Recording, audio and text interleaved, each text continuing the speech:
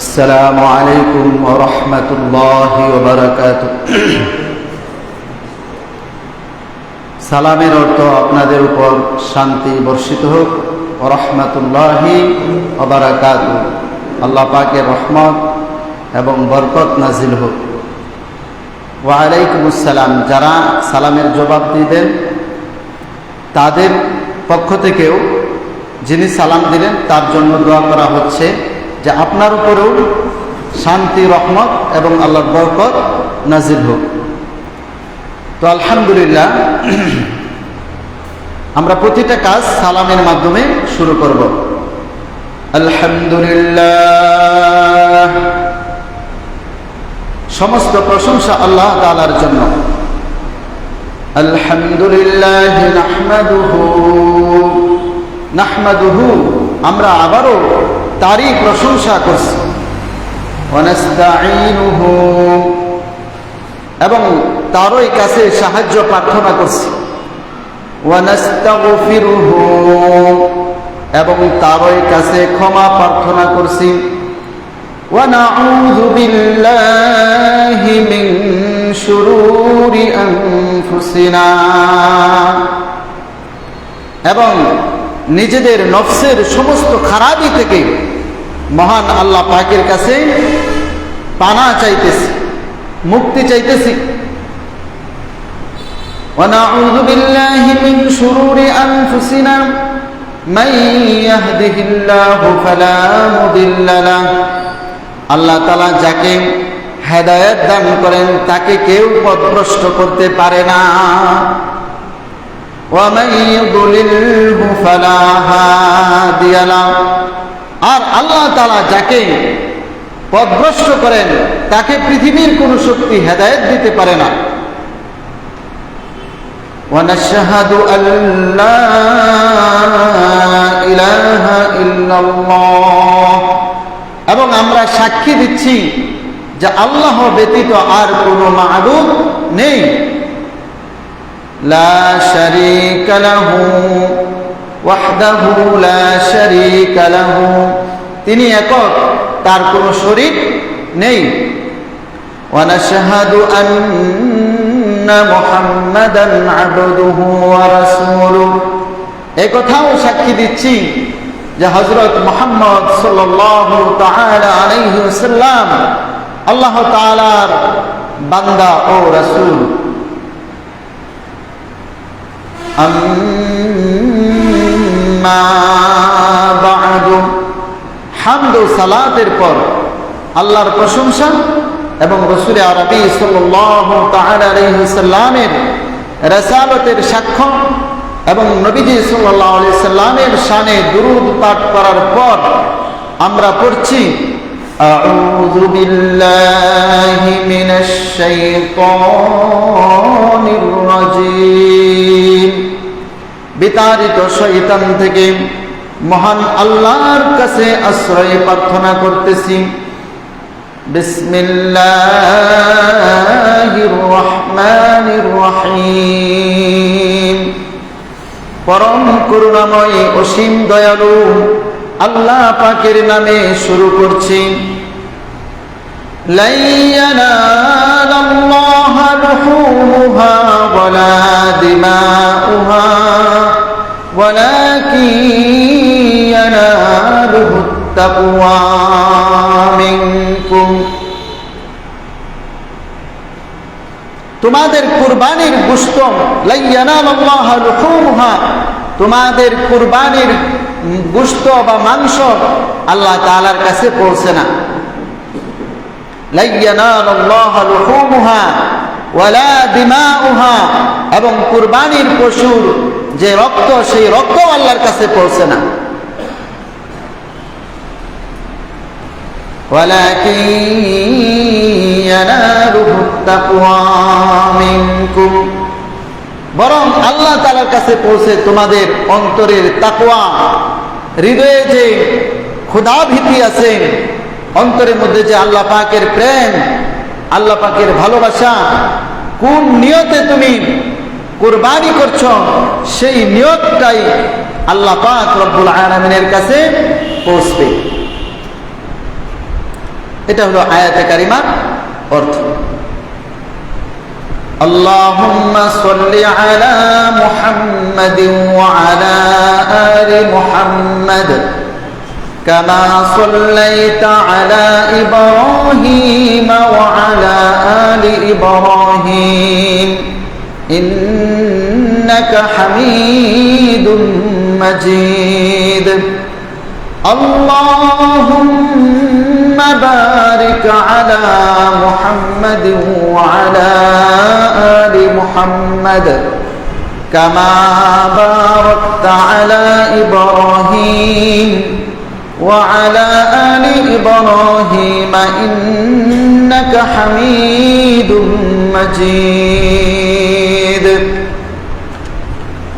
नक्श कदम नबी के हैं जन्नत के रास्ते, अल्लाह से मिलाते हैं सुन्नत के रास्ते। बलगल उला बिकमालिही कशफत दुजा बिजमालिही हसनत जमीउ खिसालिही सल्लू अलैहि व आलिहि। अल्हम्दुलिल्लाह। मुअज़्ज़ज़ मुहतरम उपस्थिति, আল্লাহ তাআলা আমাদেরকে আল্লাহ পাকের ঘর মসজিদে পবিত্র জিলহজ মাসের প্রথম জুমা আল্লাহ তাআলা জুমার সালাত আদায় করার উদ্দেশ্যে আল্লাহর ঘর মসজিদে আসার বসার তৌফিক দান করেছেন। এজন্য দিল থেকে সকলেই কালিমাতুশ শুকর আদায় করি আলহামদুলিল্লাহ। জিলহজ মাসের প্রথম জুমা আজকে। এই জন্য আল্লাহ রাব্বুল আলামিন আমাদেরকে আল্লাহ পাকের কোরআন রাসূল আরবি সাল্লাল্লাহু তাআলা আলাইহি ওয়াসাল্লামের হাদিস শরীফ বলা এবং শোনার তৌফিক দিয়েছেন। এই জন্য আবারও দিল থেকে জোরে সুরে বলি আলহামদুলিল্লাহ। মুসলমান ভাইয়ের আমার, এটা জিলহজ মাস। এই মাসে মদিনার মধ্যে যে অবস্থা হইতো, মদিনাবাসী মক্কাবাসী আমার প্রিয় নবী মুহাম্মদুর রাসূলুল্লাহ সাল্লাল্লাহু তাআলা আলাইহি ওয়াসাল্লাম এবং সাহাবায়ে কেরাম এই মাসের শুধু ঈদের দিন নয়, শুধু আইয়ামে তাশরিকের মধ্যে নয়, বরং এই মাসের 1 তারিখ থেকে নিয়ে প্রতিদিন সাহাবায়ে কেরাম এই আমল বেশি করতেন। আল্লাহ পাকের বরত্ব, তাওহীদের ঘোষণা এগুলো বেশি বেশি পড়তেন। আল্লাহু আকবার, আল্লাহু আকবার, লা ইলাহা ইল্লাল্লাহ, আল্লাহু আকবার, আল্লাহু আকবার ওয়ালিল্লাহিল হামদ, আল্লাহু আকবার, আল্লাহু আকবার, লা ইলাহা ইল্লাল্লাহ, আল্লাহু আকবার, আল্লাহু আকবার ওয়ালিল্লাহিল হামদ, আল্লাহু আকবার, আল্লাহু আকবার। আল্লাহ সবচেয়ে বড়, আল্লাহ সবচেয়ে বড়, আল্লাহ মহান, আল্লাহ মহান। আল্লাহু আকবার, আল্লাহু আকবার, লা ইলাহা ইল্লাল্লাহ, আল্লাহু আকবার। আল্লাহ ছাড়া কোনো রিজিক দাতা নাই, আল্লাহ ছাড়া কোনো মাবুদ নাই, আল্লাহ ছাড়া কোনো উপাস্য নাই, আল্লাহ ছাড়া কোনো বিধানদাতা নাই, আল্লাহ ছাড়া কোনো হুকুমদাতা নাই। এই তাকবীরগুলো এবং তাহলিলগুলো, আল্লাহু আকবার, আল্লাহ তাআলা সবচেয়ে বড়, আল্লাহ মহান, ওয়ালিল্লাহিল হামদ, সমস্ত প্রশংসা আল্লাহ তাআলার জন্য। এই কথাগুলো সাহাবায়ে কেরামের জবান থেকে বেশি বেশি আমল হইতো, বের হইতো। মুসলমান ভাইয়েরা আমার প্রিয় মুসলমান ভাইয়েরা, আমরা মুসলিম হিসেবে লাইটগুলো জ্বালাই দেন, আমরা মুসলমান হিসেবে আমাদের কর্তব্য এবং দায়িত্ব হলো এই আসমান জমিনকে আমরা আল্লাহ পাকের তাসবিহ, আল্লাহ পাকের গুণগান দ্বারা আমরা ভরপুর করে ফেলব। কিন্তু মুসলমান ভাইরা আমার, মিডিয়ার লাইনে বলেন, অফলাইন বলেন, অনলাইন বলেন, সব জায়গায় নেগেটিভ গুলো প্রকাশ করা হয়, পজিটিভ গুলো প্রকাশ করা হয় না। আমরা যদি এখন কারো একটা দোষ পাই, তাহলে এটা নিয়ে মিছিল শুরু করে দেব। চায়ের হোটেলে এটা নিয়ে গীবত শেখায়, অনবরত ঘন্টার পর ঘন্টা, রাত দিন সব সময় এই কাজের মধ্যে লিপ্ত থাকবো। অথচ আল্লাহ পাক রব্বুল আলামিন একবার সুবহানাল্লাহ পড়লেন, একবার আলহামদুলিল্লাহ পড়লেন, আল্লাহ রব্বুল আলামিন অগণিত অসংখ্য অগণিত সওয়াবের মালিক আল্লাহ তাআলা আমাদেরকে বানিয়ে দিবেন। যেই জবানটা মুসলমান ভাইরা আমার, যেই সুন্দর জবান আল্লাহ পাক রব্বুল আলামিন দান করেছেন, কথা বলার শক্তি দান করেছেন, এই জবানটাকে রাত চলে যায়, দিন চলে যায়, সকাল চলে যায়, বিকাল আসে, আবার বিকাল চলে যায়, সকাল আসে। কিন্তু আমরা কত দুর্ভাগা, সকাল বিকাল 24 ঘন্টার মধ্যে 5-10 বার, 100 বার, 200 বার আল্লাহু আকবার, সুবহানাল্লাহ, আলহামদুলিল্লাহ, লা ইলাহা ইল্লাল্লাহু, আল্লাহু আকবার, এই তাসবিহগুলো আমরা পড়তে পারি না। এগুলো আমাদের জবান দিয়ে বের হয় না, এগুলোর সময় পাই না। কিন্তু সময় পাই অযথা গল্প গুজবের মধ্যে, অযথা বেহুদা কথাবার্তার মধ্যে।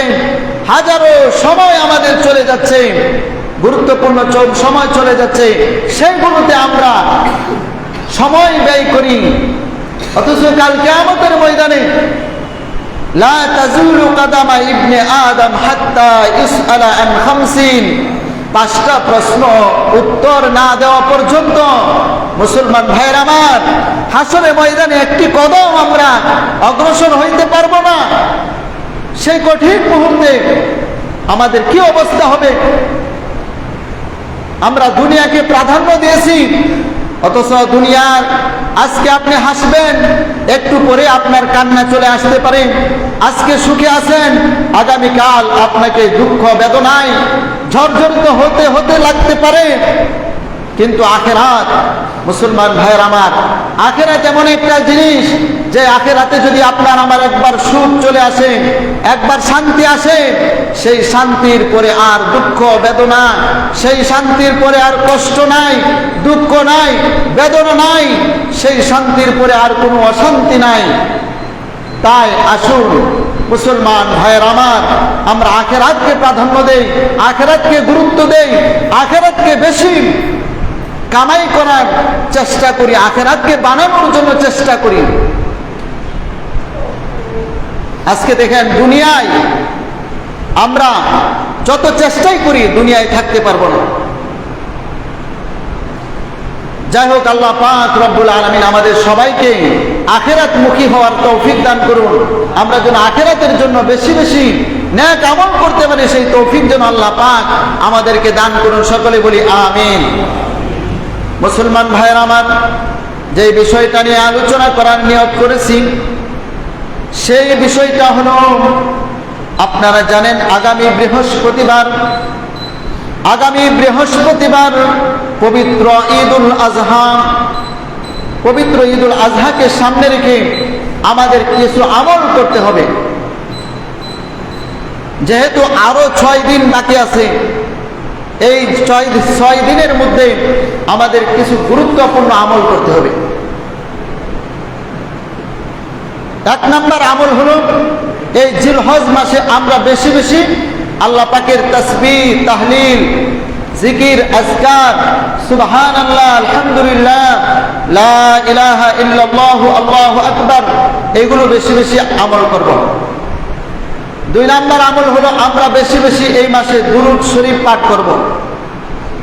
দুরূদের আমল বেশি বেশি করব। লম্বা দুরূদ পড়তে পারলে পড়ব, আর না পারলে সাল্লাল্লাহু তাআলা আলাইহি ওয়াসাল্লাম, সাল্লাল্লাহু আলা মুহাম্মদ সাল্লাল্লাহু আলাইহি ওয়াসাল্লাম, এই ছোট ছোট দুরূদগুলো পড়ব, ইস্তিগফার বেশি বেশি আমল করব।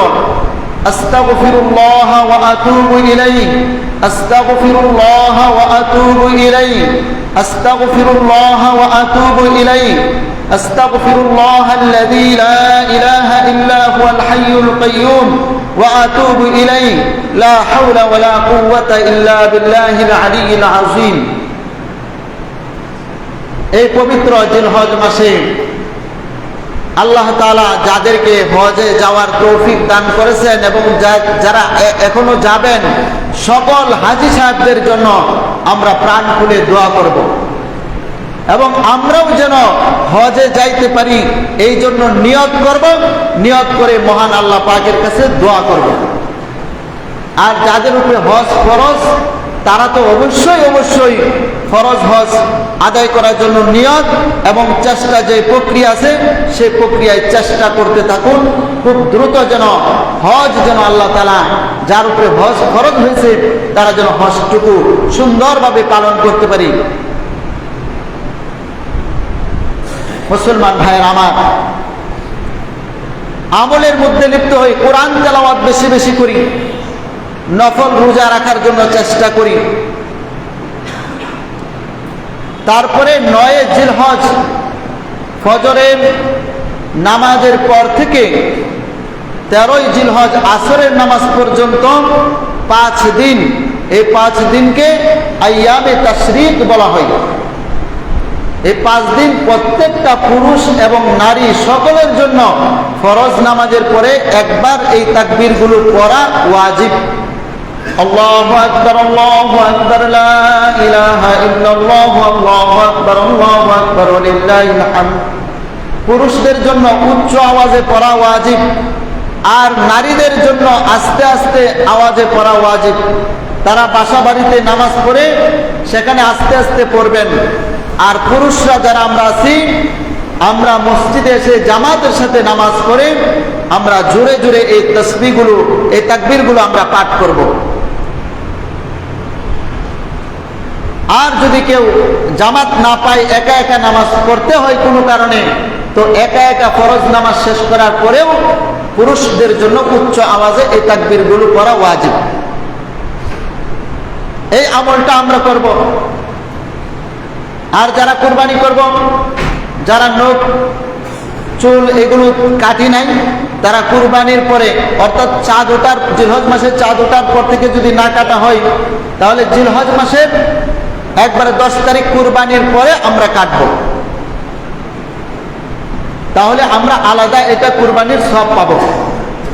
আল্লাহ তাআলা তৌফিক দান করুন, সকলে বলি আমিন। আর আরাফার দিনে অর্থাৎ 9 জিলহজ যদি আমরা একটা রোজা রাখতে পারি, আল্লাহ রাব্বুল আলামিন 1 বছর রোজা রাখার সওয়াব আল্লাহ তাআলা দান করবেন। বলেন সুবহানাল্লাহ। চেষ্টা করব আগামী বুধবার দিন, অর্থাৎ ঈদের আগের দিন 9 জিলহজ আমরা সেই রোজাটুকু পালন করার জন্য। কুরবানির গোশত দ্বারা প্রথম খাবার খাওয়া মুস্তাহাব, এটা কিন্তু ফরজ ওয়াজিব না।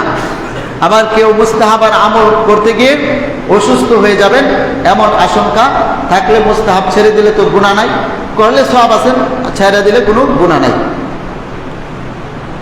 তো আলহামদুলিল্লাহ, আমাদের যাদের উপরে আল্লাহ তাআলা কুরবানিকে ওয়াজিব করেছেন, আমরা কুরবানি করব। কিন্তু কুরবানির ইতিহাস তো আমরা সবাই জানি। কুরবানি সম্পর্কে অনেক আয়াত, কয়েক জায়গায় আয়াত। হযরত সৈয়দুনা ইব্রাহিম আলাইহিস সালাম, হযরত ইব্রাহিম আলাইহিস সালামের ছেলে হযরত ইসমাঈল আলাইহিস সালাম যেমন বাপ তেমন ছেলে ছিলেন, ইতিহাসটা আমরা সবাই জানি। আল্লাহ তাআলা পরীক্ষা করার জন্য তাদেরকে দিয়ে একটি ঐতিহাসিক ঘটনা ঘটিয়েছিলেন, আমরা সবাই জানি। আল্লাহ তাআলা পরিশেষে বললেন, ফালাম্মা আসলামা ওয়াতাল্লাহু লিল জাবিন। ইব্রাহিম এবং ইসমাঈল আলাইহিস সালাম যখন পরীক্ষায় পাস করলেন, তখন আল্লাহ পাক রব্বুল আলামিন তাদেরকে ঘোষণা দিলেন, ওয়ানাদাইনাহু আইয়া ইব্রাহিম কদ সাদ্দাকতা রুইয়া। যে ইব্রাহিমকে বললেন, তুমি তোমার স্বপ্নকে বাস্তবায়ন করেছ, আমি তোমাকে পুরস্কার দিব। কি পুরস্কার দিব? এমন পুরস্কার দেব তোমার এই ইতিহাস তোমার এই ঘটনাকে কিয়ামত পর্যন্ত সমস্ত আনেয়ালা মুসলিম জাতির জন্য শিক্ষণীয় হিসেবে রেখে দিলাম। সুবহানাল্লাহ। কোরআনে পাকে এর বর্ণনা 23 নম্বর পারার মধ্যে আল্লাহ পাক করে দিয়েছেন, কিন্তু মূল উদ্দেশ্য ছিল কলব এবং নিয়তের পরীক্ষা করা। এই জন্য আমাদের যাদের উপরে কুরবানি ওয়াজিব হয়েছে, আমরা কুরবানি করব কি গোশত খাওয়ার জন্য? আমরা কুরবানি করব আল্লাহ তাআলার সন্তুষ্টির জন্য। নিয়ত থাকবে আল্লাহর সন্তুষ্টি। আগের জামানায় কুরবানি কবুল হওয়ার দুইটা আলামত ছিল। একটা হলো যারা কুরবানি করতেন তারা কুরবানির পশুগুলোকে পাহাড়ের উপর কুরবানি করার পরে রেখে দিতেন। তো যার কুরবানিটা কবুল হইতো, আসমান থেকে একটা আগুন আইসা সরাসরি ওই পশুটাকে জ্বালায়া দিত, সরাসরি আসমান থেকে। আর যার কুরবানিটা কবুল হইতো না, এটা এরকম পইরাই থাকতো, তার নিয়ত ঠিক নাই। তো আল্লাহ তাআলা আখিরি নবী, আমাদের নবী, প্রিয় নবী মুহাম্মদ রাসূলুল্লাহ সাল্লাল্লাহু আলাইহি সাল্লামের খাতিরে, তার মর্যাদা রক্ষার্থে, তার সম্মান ইজ্জত দেওয়ার জন্য, এই উম্মতের জন্য আল্লাহ তাআলা স্পেশালি উপহার দিয়েছেন যে কুরবানি বান্দা করবে, আবার এই কুরবানির গোশত বান্দা নিজেও খেতে পারবে। বলেন সুবহানাল্লাহ। আচ্ছা, আগের নিয়মটা যদি থাকতো, আমি ইমাম সাহেব, আর আমি সবার ইমামতি করি, এখন মনে করেন আমি কুরবানি দিলাম, আপনাদেরকে উদাহরণ না দিয়ে আমি দিলাম, আমি কুরবানি দিলাম, এখন আমার গরুটা কইরা রয়েছে, আপনারটা জ্বালায়া দিছে, অর্থাৎ আপনারটা কবুল হয়ে গেছে, আমার গরু আল্লাহ কবুল করেন, আসমান থেকে আগুন আসে না, আমার কুরবানি কবুল হয় নাই। সবার সামনে আমি কি লজ্জিত হইলাম? সবাই আমাকে অপমান করবে যে ইমাম সাহেবের নিজের ওই নিয়ত ঠিক নাই। তাহলে এটা কি খুব খারাপ হতো না? তাহলে আল্লাহ তাআলা কি আমাদের উপরে ইহসান করছেন না? দয়া করছেন, ইহসান করছেন। এই জন্য আমরা কুরবানি করব, গোশত তো আমরাই খাবো, বা আমাদের আত্মীয় স্বজন খাবে, আমাদের গরিব মিসকিন ভাইয়েরা খাবে, কিন্তু আমাদের একটু নিয়তটা আল্লাহর দিকে ঘুরাই দিতে হবে যে আল্লাহ, যে কুরবানি দিতেছি, টাকা আপনি দিয়েছেন, শক্তি সামর্থ্য আপনি দিয়েছেন, নিয়ত করার আপনি তৌফিক দিয়েছেন, কুরবানি দেওয়ার তৌফিকটাও আপনি দিয়েছেন। কারণ অনেক টাকা পয়সাওয়ালাও এমন আছে যাদের টাকা আছে, পয়সা আছে, কিন্তু কুরবানি দেওয়ার মতো ভাগ্য নাই, মন চাই না, কৃপণ, বখিল, কুরবানি দিতে পারে না। কিন্তু আল্লাহ তাআলা যেহেতু আমাদেরকে দ্বারা কুরবানি দেওয়ার তৌফিক দিতেছেন, এই জন্য আমরা সকলেই নিয়ত করব যে আল্লাহ আপনার সন্তুষ্টির জন্যই কুরবানি দিতেছি। তখন কুরবানির নবীজি সাল্লাল্লাহু আলাইহি সাল্লাম বললেন, লিকুল্লি শাহরাতিন হাসানা, এই গরু, এই ছাগল, এই বকরি, এই মহিষ, এর যতগুলো পশম আছে, প্রত্যেকটা পশমের বিনিময়ে তোমাদেরকে নেকি এবং সওয়াব দেওয়া হবে। বলেন সুবহানাল্লাহ। একটা দুইটা নেকি দেওয়া হবে না, একটা দুইটা সওয়াব দেওয়া হবে না, অসংখ্য অগণিত, যার কোনো হিসাব নাই, এমন পরিমাণ সওয়াবের মালিক আল্লাহ তাআলা আপনাকে আমাকে বানিয়ে দিবেন। ঘর বানাইছে, ঘরের মধ্যে জানালা দিতেছে, নিয়ত করছে মসজিদের আজান শুনলে মাগরিব পড়ব, এশা পড়ব, ফজর পড়ব, জোহর পড়ব, আসর পড়ব, আজান জানালা দিয়ে যাতে মসজিদের মাইকের আওয়াজটা, আজানের আওয়াজটা যাতে আসে, এই নিয়তে জানালাটা দিতেছে। বলেন সেই জানালা দিয়ে কি বাতাস আসবে না? কিন্তু নিয়ত করার কারণে, এই নিয়ত থাকার কারণে জানালার মধ্যে যত টাকা খরচ করছে, ঘরের মধ্যে যত টাকা খরচ করছে, সব দান সদকা করলে যেমন সব, এইরকম সব আল্লাহ তাআলা তার আমলনামায় দিয়ে দিবেন। এজন্য আমাদের নিয়তকে একটু পরিশুদ্ধ করতে, যার যতটুকু সামর্থ্য আছে, আমি বলবো না আপনাকে ঋণ করে, আপনি খরচ করে, আপনি কুরবানি দিতেই হবে, এটা আপনার বলবো না। আপনার যতটুকু সামর্থ্য আছে, আপনার যদি সামর্থ্য থাকে 1 লক্ষ টাকা দিয়ে কুরবানি দেওয়ার, আপনি 1 লক্ষ টাকা দিয়ে দেন। আপনার সামর্থ্য আছে 1 লক্ষ টাকা দিয়ে দিলে কোনো সমস্যা হবে না, কোনো অসুবিধা হবে না।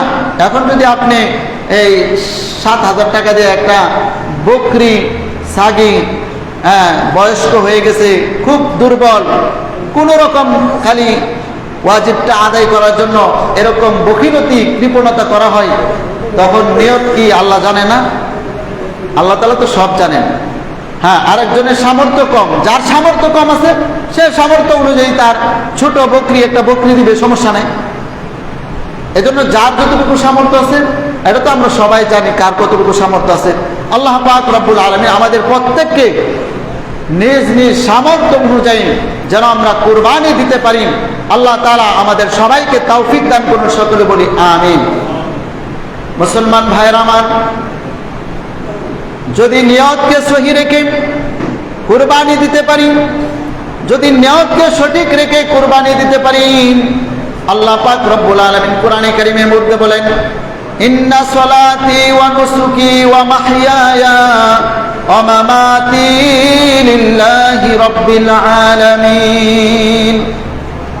একজন মুমিন, একজন মুসলমান সে বলবে, ইন্না সলাতি ওয়া নুসুকি, আমার নামাজ, আমার কুরবানি, ওয়া মাহইয়ায়া ওয়া মামাতি, আমার জীবন, আমার মরণ সব আল্লাহর জন্য। ইন্না সলাতি ওয়া নুসুকি ওয়া মাহইয়ায়া ওয়া মামাতি লিল্লাহি রাব্বিল আলামিন। বিশ্ব জগতের মহান রব মালিক আল্লাহ পাকের জন্যই আমার সমস্ত কিছু।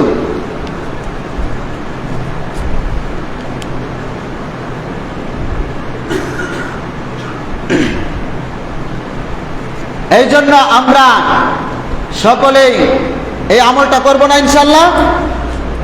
তো যাই হোক, আলহামদুলিল্লাহ, আল্লাহ পাক যেন আমাদের সকলকেই আল্লাহ তাআলার সন্তুষ্টির জন্য কুরবানি করার তৌফিক দান করেন, সকলে বলি আমিন। একটা প্রশ্ন আসছে যে কাজের বিনিময়ে গোশত দিলে কুরবানি হবে কিনা। আমি তো প্রথমেই বলছি যে নিয়ত সঠিক করতে হবে। নিয়ত যদি ভালো থাকে, নিয়তের উপর নির্ভর করে আল্লাহ তাআলা কুরবানি কবুল করবেন। নিয়তের মধ্যে যদি গরমিল থাকে, আল্লাহ তাআলা কুরবানি কবুল করবেন না। তাহলে কুরবানিটা আমরা দিতেছি আল্লাহ তাআলার সন্তুষ্টির জন্য।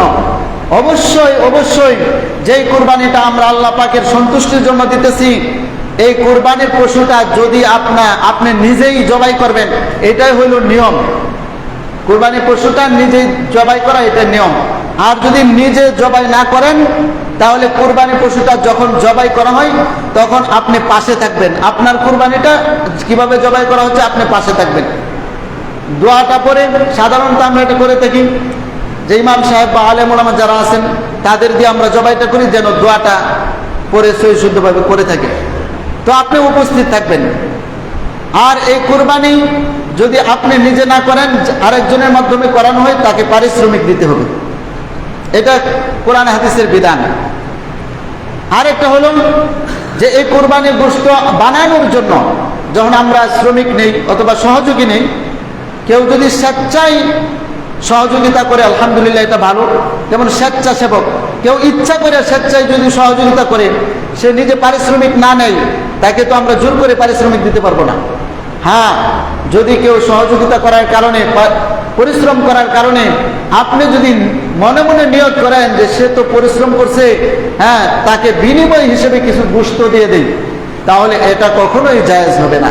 কারণ কুরবানির গোশত কাজের বিনিময়ে দেওয়া জায়েজ হবে না। কুরবানির গোশতটা সম্পূর্ণ এমনি বিনামূল্যে দিতে হবে। অথবা আপনি নিজে খাবেন, আত্মীয় স্বজনকে দিবেন, গরিবদেরকে দিবেন, সম্পূর্ণটাই বিনামূল্যে, এর কোনো বিনিময় নেওয়া যাবে না। পরিশ্রমের বিনিময়ে কুরবানির গোশত দেওয়া জায়েজ হবে না। আল্লাহ পাক রব্বুল আলামিন আমাদের সব ভাইকে সঠিক নিয়ম জেনে সঠিকভাবে কুরবানি যেন আমরা করতে পারি, আল্লাহ তাআলা সবাইকে তৌফিক দান করুন, সকলে বলি আমিন। ওয়া আখিরু দাওয়ানা আলহামদুলিল্লাহি রাব্বিল আলামিন। যারা সুন্নত পড়ে না ইনশাআল্লাহ পড়েন।